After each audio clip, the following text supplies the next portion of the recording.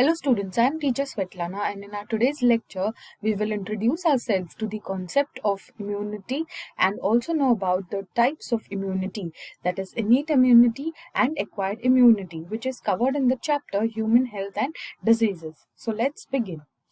Students, when we are basically asked about health, we have very different answers. But let us see what is health according to the World Health Organization. Health is defined as the state of complete physical, mental, and social well being, and not merely the absence of disease or infirmity.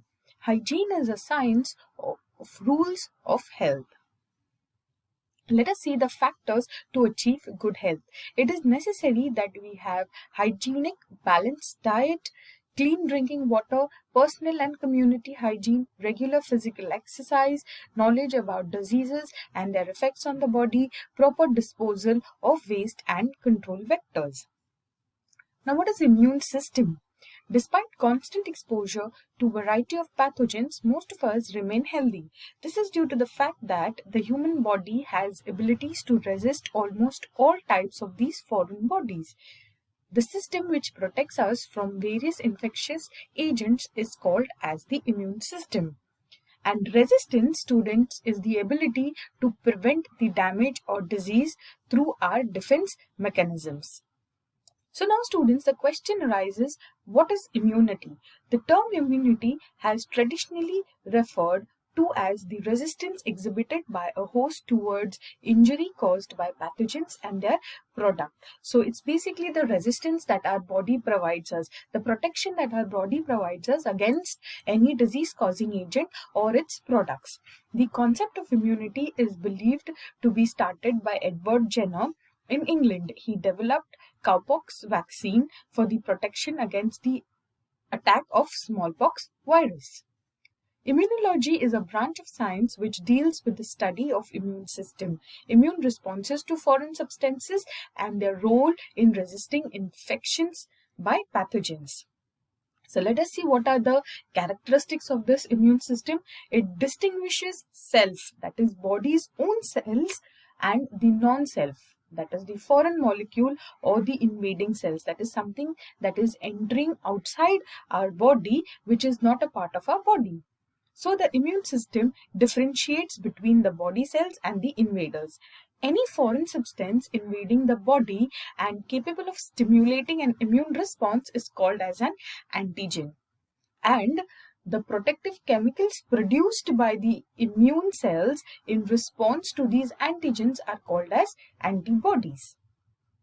Now that we know about immunity, let us try to understand the types of immunity. Just have a look at this flow chart. You can see its immunity here. It is divided into two types, that is innate and acquired. Innate is the immunity which we acquire at birth, and the acquired immunity is the adaptive immunity which happens eventually.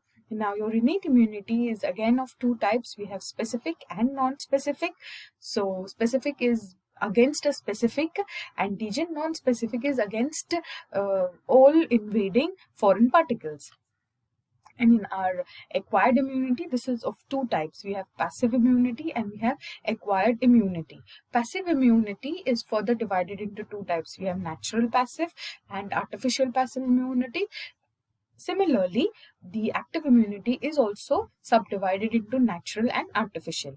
The passive immunity, which has the natural passive immunity, which is received from the mother, that is through the placenta, it enters into the circulation of the fetus, and artificial passive immunity is by administrations of the antitoxins, antiserras, or the immunoglobulins. And you have active immunity, acquired immunity, in which the natural active acquired immunity is when we have an infection and we recover from the actual disease, and artificial active immunity is when we have immunization, that is when we vaccinate ourselves. So we will look in detail about each of these types. So let us begin with the innate immunity or the inborn immunity. Innate immunity is the resistance to infections that an individual possesses by virtue of his or her genetic makeup. So it is the natural, inborn defense system of the body. It is not affected by prior contact with microorganisms or immunizations. That is, it is not affected whether you have come in contact with the microorganisms previously or if you have been immunized, vaccinated. It is non-specific. Non-specific where it indicates the degree of resistance to the infection in general, or specific where the resistance is to a particular pathogen of concern. That is what we said. Here it is either specific or non-specific. One form of innate immunity comprises the various types of barriers which prevent entry of foreign agents into the body. So we have different barriers to prevent the entry of foreign agents into our body. So let us have a look at these barriers. The barriers of innate immunity are, first one is the epithelial surface. You can have a look at this image here. You can see these are your epithelial cells here. You can see here a lot of microflora that is there, but you have in the layer here you can see antimicrobial peptides that are present. They allow or offer maximum resistance for the entry of this microflora through the cells. So in the epithelial surface, actually students, the intact skin and the mucus covering the body, it protects considerably against invasions by microorganisms. The healthy skin possesses bactericidal activity due to presence of high concentrations of salt in drying sweat. Then we have sebaceous secretions and long chains of fatty acids which have bactericidal as well as fungicidal properties. The mucus of the respiratory tract has several innate mechanisms of defense. The nose prevents entry of microorganisms to a large extent, the inhaled particles being arrested through air at or near the nasal orifice. Those that pass beyond are held by the mucus lining the epithelium and are swept back to the pharynx, where they tend to be swallowed or they are coughed out. Now, the cough reflex is an important defense mechanism of the respiratory tract. The mouth is constantly bathed in saliva, which has inhibitory effects on microorganisms. The acidity of the gastric secretions in the stomach destroys microorganisms. The flushing action of the urine, that also eliminates bacteria from the urethra. Then we have spermine and zinc, which is present in semen. This is also an antibacterial properties having in it. So these are the first line of defense against foreign or invading pathogen. Then the next barrier, we have the antimicrobial substances in the blood and the tissues. Here, have a look at this image here. These are the major targets of the common antimicrobial agents. They either target the DNA or they target the cell wall of the organisms, or they may even target the ribosomes and prevent the synthesis of required proteins. So the complement system contains more than 30 serum proteins circulating in the blood in an inactive state. The presence of microbial pathogen activates the complement cascade to eliminate these pathogens.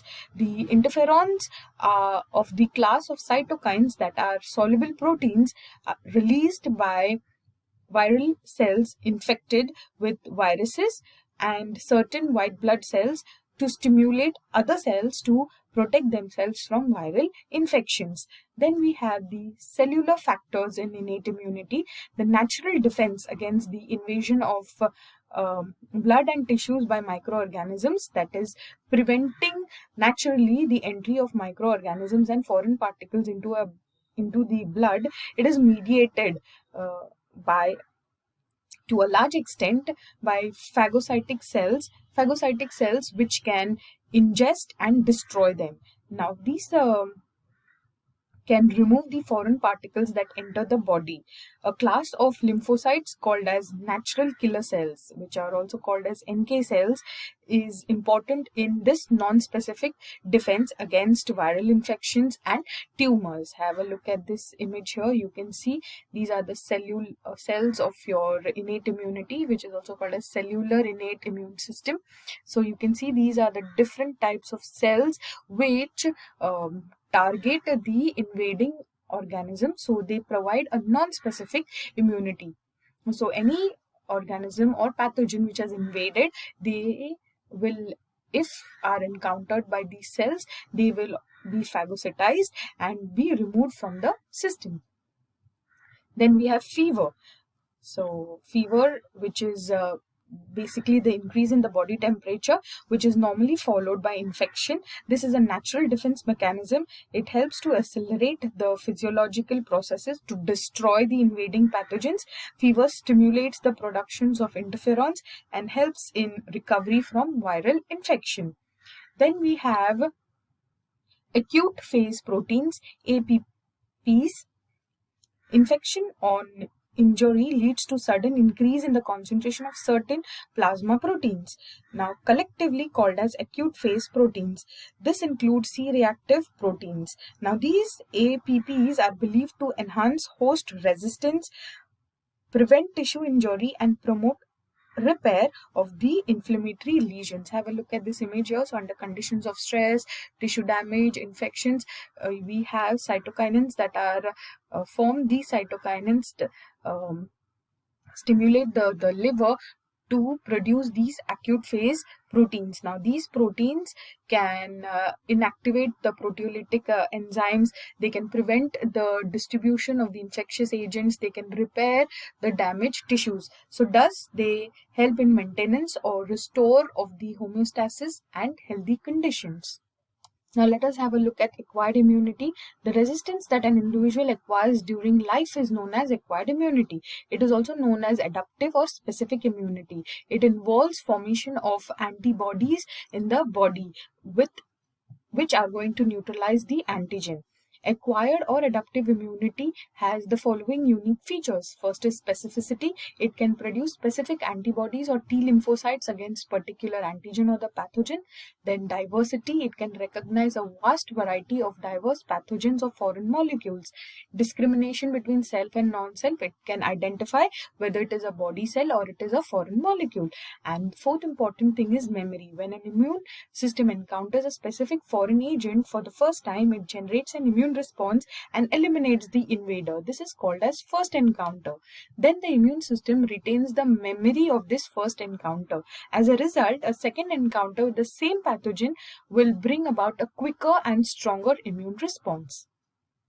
Further, this acquired immunity is divided into two types, that is active and passive. Active immunity, it is the resistance developed by individuals as a result of an antigenic stimulus. It is also known as adaptive immunity. Active immunity may be natural or artificial. You can see here naturally, which is acquired naturally, and artificial is due to vaccination. Then we have passive immunity.